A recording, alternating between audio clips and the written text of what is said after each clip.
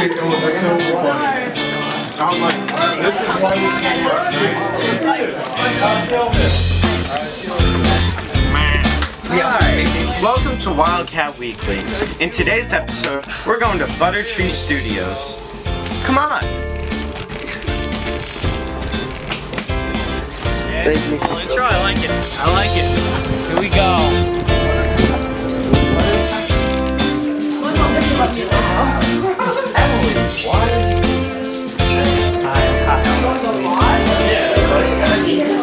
I get kicked out of my house.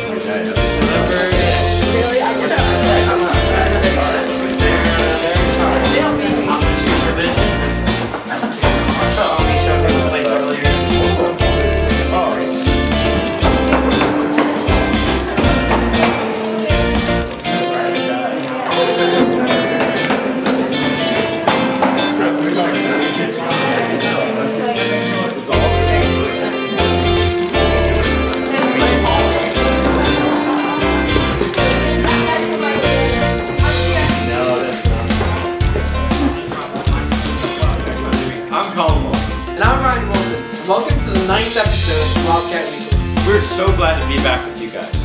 And now we're shooting from ButterTree Studios over in East Hanover. That's right, it's an amazing privilege to be here today. And now into some Wildcat news. Now this Wednesday, the 8th, the seniors will have their annual fashion show and tricky tray at 5:30 p.m. at the Hanover Manor. The Wednesday after that, the seniors will have their 100-day senior superlative breakfast, celebrating their 100 days left in school. The next day, the band will have their concert at 7:30 p.m. at Whippany Park High School. Good luck, guys, and we know you'll do a good job. And also on the 24th, the choir will have their Pops concert, featuring some of the most talented students in our community. Now last week, we can't forget about the amazing production that the seniors and whole cast and crew put on for us of the show Once on This Island. Now Colin and I were actually in the play. Colin was performing, and I was in the pit. The cast and crew did an amazing job putting that production together, and I'm sure the senior members would nail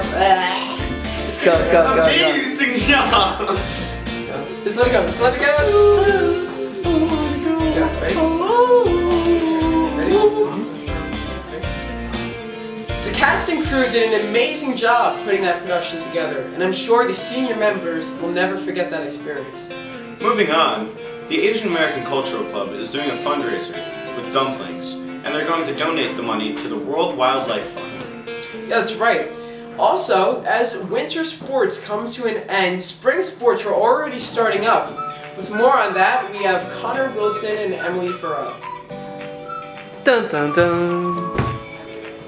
Thanks. As Ryan mentioned, the baseball team is off to an early start, beginning with their Diamond Club meeting last week. The Wildcat lineup will feature pitcher Kyle Lisa and Alex Maeda in outfield. The spring track also is picking up very soon. Top runners like Joe and Nick Toma beginning their spring training for another record-breaking season. Other athletes prepare for their unique event, including Kate Patriciano in shot put, Frankie Casper in javelin, and Andrew Kazemchek in hurdles. Now to an interview with Uzuma Langa and myself. Dun dun dun dun. Hello Wildcat Country, my name is Connor Wilson, and I have an exclusive interview with Uzuma Langa, track and field specialist. Hi Uzuma, how are you today? I'm well. Hello fellow Wildcats. I'm Uzoma Langa. I'm a freshman at Whippany Park. I participate in soccer and track and field here, and yeah. For the track and field team, who are some of the best runners? Joe and Nick Toma are really good. Ryan Downey, Jack DePiero, Jason Berkowitz, Emery Carrier, Christian Martin, just to name a few, are one of the good ones. What schools do you think pose the biggest challenge to Whippany Park? I think Morris Hills, definitely Randolph, Del Barton, Chatham. They have really strong teams, really good programs as well as we do, so it's a bit of a challenge, but I think we'll do really well this year. What advice would you give to those training for the upcoming season? I think a lot of mental persistence, commitment, strength, to keep going, to keep running, participating in the sport, as it's a very tough sport mentally. What do the practices look like? Like how many days a week are they, and how long are they? Practices are usually 5-6 days a week. We have practices on Saturdays sometimes and over breaks. Our practices are usually an hour and a half long, and our practices are good workouts that Coach Mann and Coach Feeney really know what they're doing. Is there like a pre-race ritual that the team has? So our captains Frankie Cass, bring Ryan down, usually rile us up and get us mentally prepared for our races and help us out. Have the upperclassmen helped you in any way to prepare for the upcoming season? Yeah, I think Ryan Downey, Joe Toma, Jason Berkowitz, they all take underclassmen under their wing to help them academically, with their running skills, anything they need, tutoring, even with athletics and things, they'll always help them. And what are some of the main role models on the team? Jason Berkowitz, Jack DePiero, Dylan Haydock, as they teach them to get better athletically. They really take underclassmen under their wing and really support them. Well, the team seems amazing this season. Thank you again, Isama. Give up them shells and bees out there, boys! Recently, thousands of dying bees were seen washing up on shores in southern Florida. After an in-depth examination, a bee expert commented, "Seeing bees wash up on the shore is very unusual." Okay. Yeah. Now to a story in Portland, Oregon. A woman was rushed to the emergency room after her pet snake got stuck in her gauged earlobe. Okay.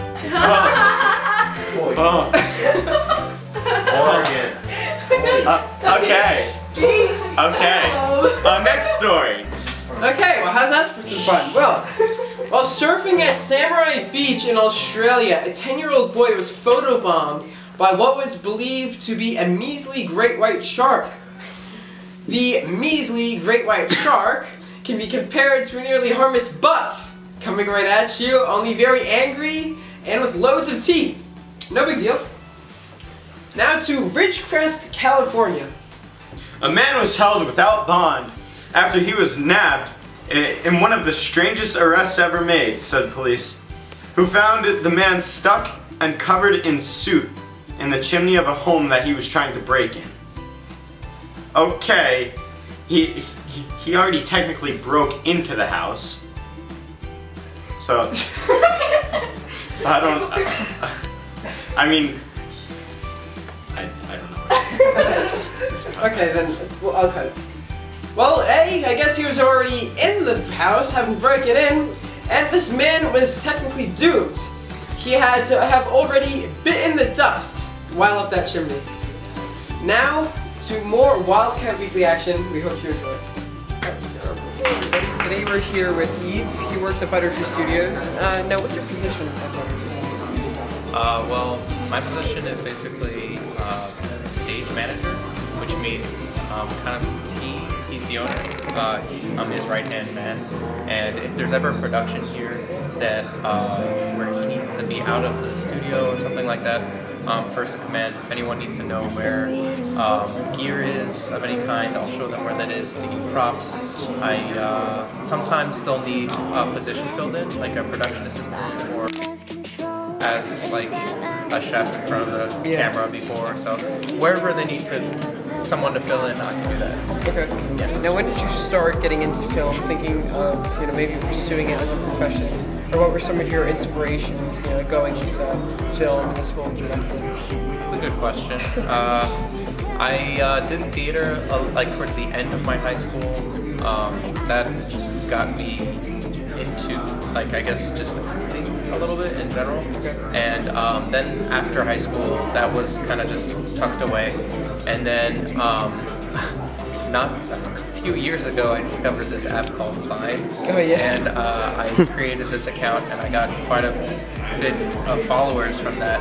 And I created like a Vine series with someone else, and just creating a whole storyline made me feel like I felt the most productive out of anything else I'd done in my life. Yeah. So after doing that, I knew I wanted to go deeper into film in general. So after that, I came here and I applied, and I was very lucky that he needed a position. So yeah. Now, I know you mentioned Vine before. What are some of your projects, either now or in the past, that you've done outside or inside ButterTree Studios that you've kind of featured in the past? More recently, I have a YouTube channel under, it's called Bug Out Productions. I actually used the bedroom set for the most recent video, and then I used my apartment for the first one we did, where I pretend to be a guy who identifies as a worm, so he lives his life in a sleeping bag. So it's kind of like a mockumentary thing.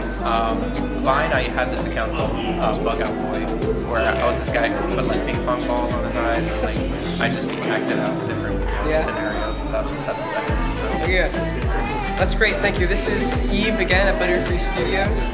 Next, it's more crew. Once again, we hope that you enjoyed this episode of Wildcat Weekly. Coming back next week, we'll once again have Connor and Emily on the Sports Report. My name is Ryan Wilson. And I'm Colin Lloyd. And remember, once a Wildcat, always a Wildcat.